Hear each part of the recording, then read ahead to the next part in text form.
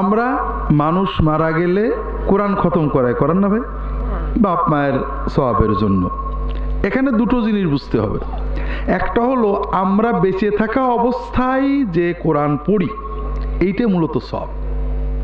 আসল সওয়াবটা কি? যেটা আমরা জেনে বুঝে আমল করি। যেটা আমল করতে পারি না, এটা মূলত সওয়াব না। আমি কোন বংশের লোক, এটা কিন্তু আমার আমল না। আমার আমল নাকি?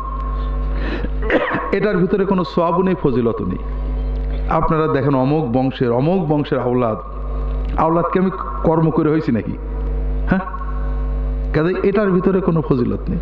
কোন জায়গায় জন্মেছি, কোন বারে জন্মালাম, কোন বারে মরলাম, এর ভিতরে কোনো ফজিলত নেই।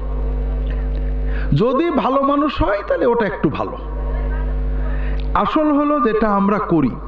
খুব সহজ বুঝে রাখেন, জীবনে একটা কোরআনের আয়াত মহব্বতের সাথে পড়লে যে সওয়াব হবে, মরণের পরে 1 কোটি হাফেজ দিয়ে 1 কোটি বার কোরআন খতম করালেও সেই সওয়াব হবে না।